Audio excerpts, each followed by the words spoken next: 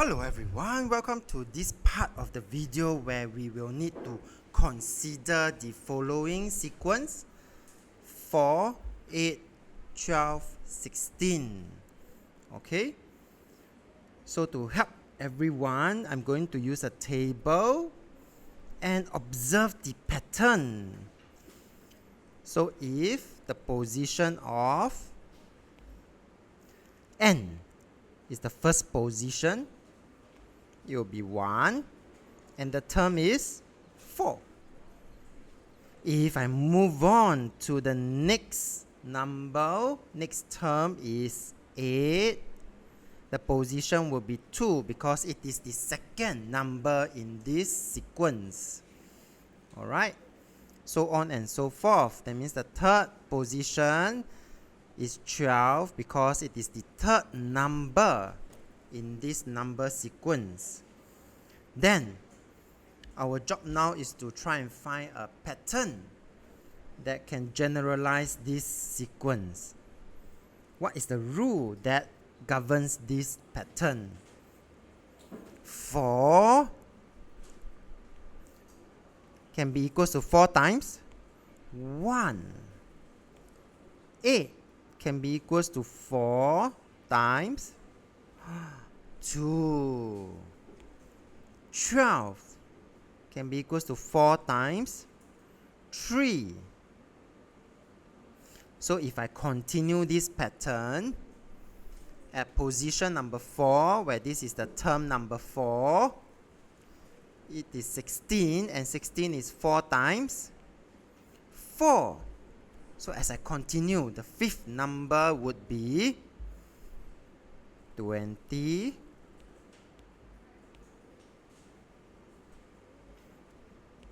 4 times 5. 24 for the sixth number, 4 times 6. The seventh number will be 28, 4 times 7. So you notice the pattern now, yeah?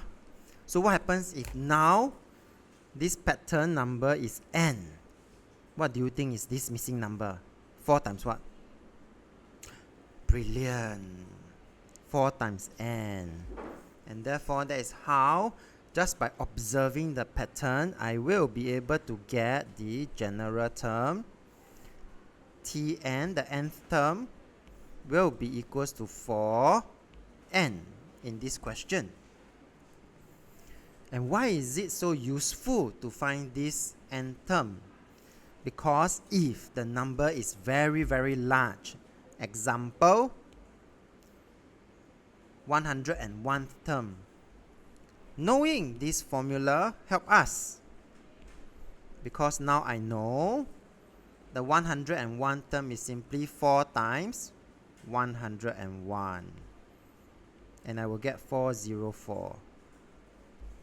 So this is for the first part. Now, consider another number sequence. -1 followed by 6 followed by 13 followed by 20. What are we actually doing? Instead of multiplying, now we are actually adding. -1 can be written as -1 plus 0. 6 can be written as -1 plus 7. And looking at the fourth column, I do see a pattern slowly. I see that we always have a -1.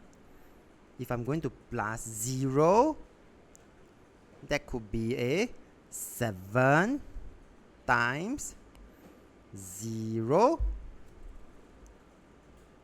If the number is 6,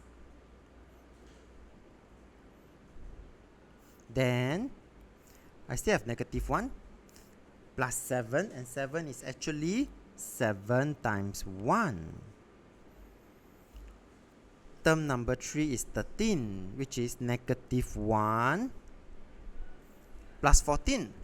And 14 is 7 times 2. And the fourth term is 20. 20 can be negative 1 plus 21. Again, the negative 1 comes out. Again, 21 is 7 times 3. And by now you can see the pattern already. The next term would be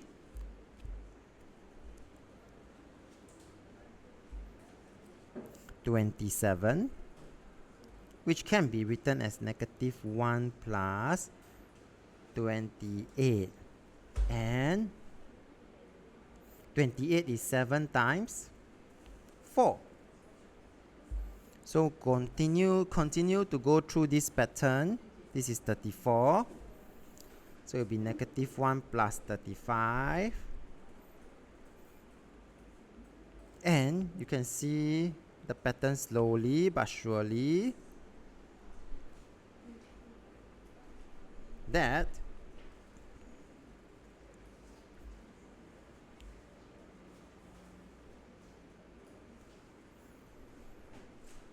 what happens to the green color number as we compare with the blue color number.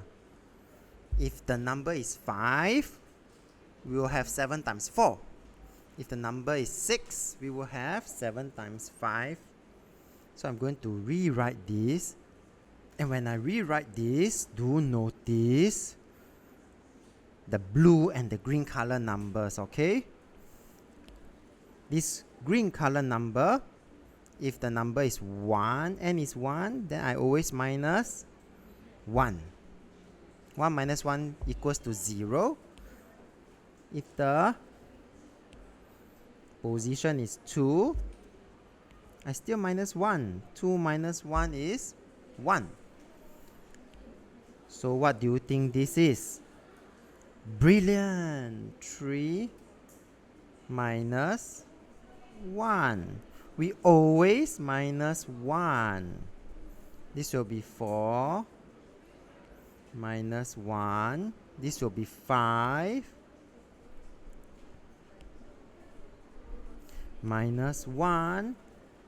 This will be 6 minus 1, and this will be 7 minus 1. So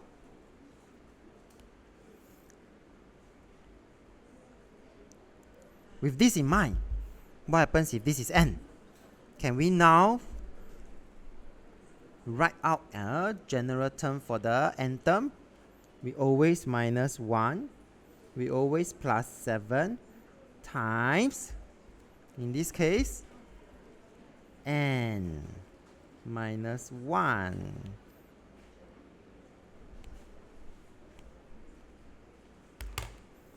And therefore, from here, the general term will then be the following. Negative 1 plus 7 bracket n minus 1. So I'm going to color code it so that it's easier for you to see. Alright?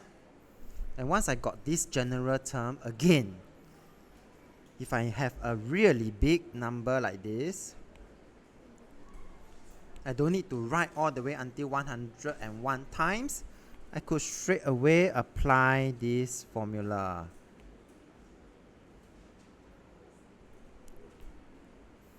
One zero one minus 1,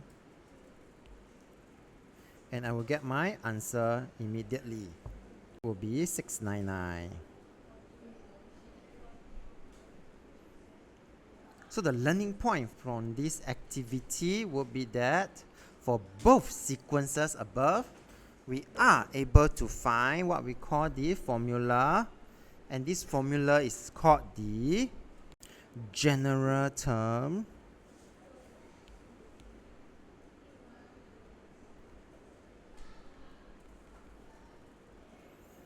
which is denoted by T, N, and sometimes people like to use the word the end term as well of the sequence. The next part of the video will talk about an extension of this number sequence. So let's move on.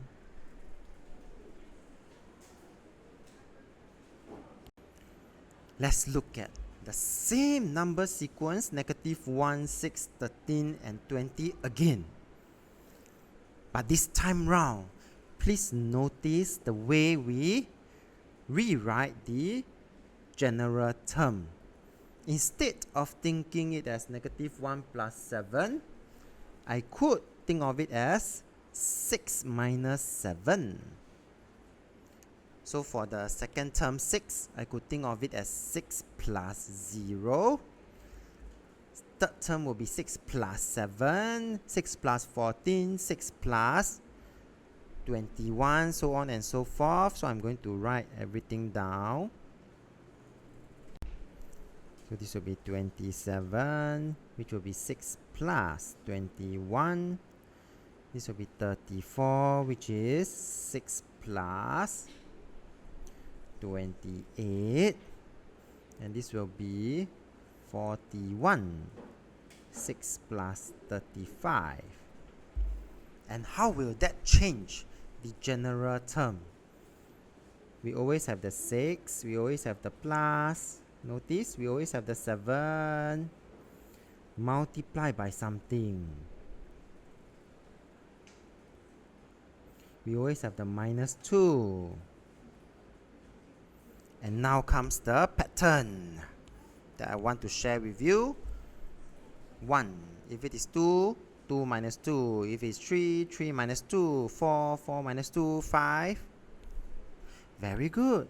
5 minus 2. If it is 6, brilliant. 6 minus 2. If it is 7, 7 minus 2. So if it is n, very good.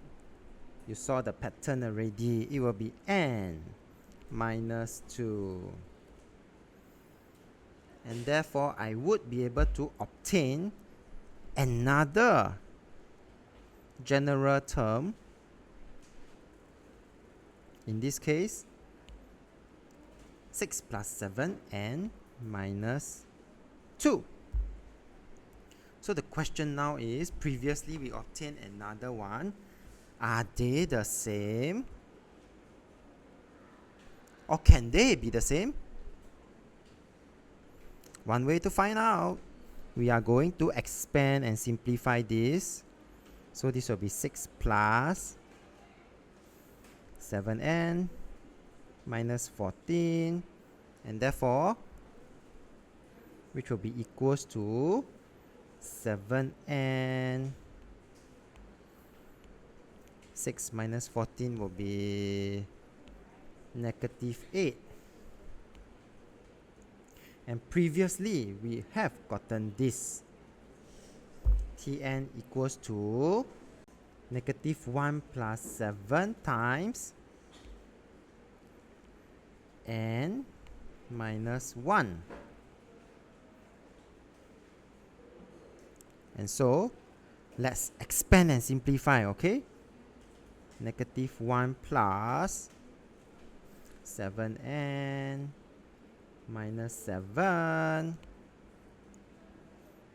And so I will get 7n -1 minus 1 minus 7 minus 8. What did we just find out? After we expand and simplify, they are actually equivalent forms of each other. So the same sequence can be written in different ways.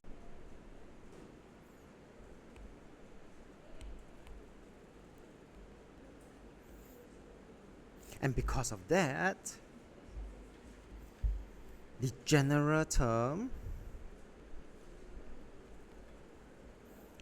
the n term Tn, can also be written differently at first, but can always be simplified to the same expression eventually. Alright, so that is something interesting to take note of as we move on to the next part of the video.